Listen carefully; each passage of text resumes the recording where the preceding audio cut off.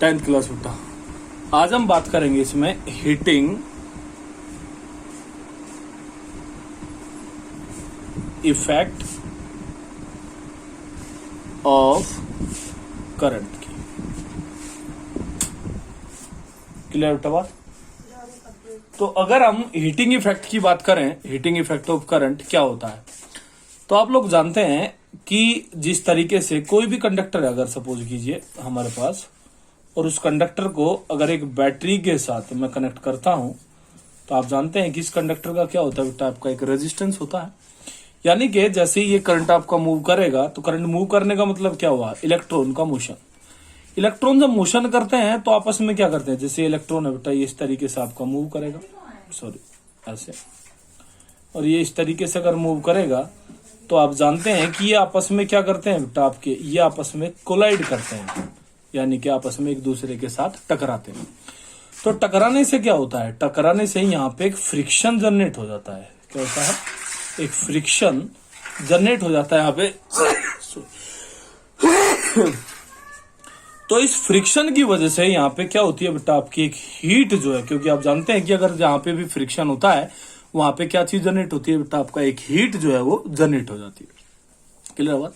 तो उसी को हम बोलते हैं बेटा आपका heating effect of current. Clear बेटा बात? क्लियर बेटा बात? तो ये कोलिजन की वजह से जो फ्रिक्शन जनरेट होता है बेटा, उसकी वजह से हीट जो है वो आपकी प्रोड्यूस होती है। ठीक है, किसी भी कंडक्टर की बात है, और ये तो इसी को हम बोलते हैं heating effect of current. Clear बेटा बात? तो हीटिंग इफेक्ट ऑफ करंट के हिसाब से अगर हम बात करें तो इसमें होता है बेटा आपका जूल्स लॉ। क्या होता है, जूल्स लॉ ऑफ हीटिंग, यानी कि जूल ने सबसे पहले इस हीटिंग इफेक्ट को दिया था। तो ये हीटिंग इफेक्ट क्या कहता है, ये कहता है कि जो भी हीट, अकॉर्डिंग टू जूल, जो भी हीट का अमाउंट होगा वो बेटा उन्होंने बताया कि वो डायरेक्टली प्रोपोर्शनल होगा किसके, जो करंट का स्क्वायर होता है, यानी कि जो भी करंट से फ्लो होगा उसके स्क्वायर के कैसा होगा बेटा, आपका डायरेक्टली प्रोपोर्शनल। सेकंड अगर बात करें तो रेजिस्टेंस के भी कैसा होगा बेटा, आपका डायरेक्टली प्रोपोर्शनल, यानी कि जितना ज्यादा कंडक्टर का रेजिस्टेंस होगा हीट उतनी ही ज्यादा आपकी प्रोड्यूस होगी। क्लियर बेटा बात? और इसमें एक और फैक्टर के ऊपर ये हीट हमारे डिपेंड करती है, और वो क्या होता है बेटा आपका, वो होता है टाइम। क्लियर बात? यानी कि जितना ज्यादा टाइम तक करंट पास करेगा किसी कंडक्टर से, वो उतना ही ज्यादा हीट जो है आपकी जनरेट करेगा। क्लियर बात? तो अगर इन तीनों को मैं आपस में एक दूसरे के साथ अगर यूज करता हूं, तो आप जानते हैं कि हम इसको कैसे लिख सकते हैं बेटा, कि H is directly proportional I square ROT।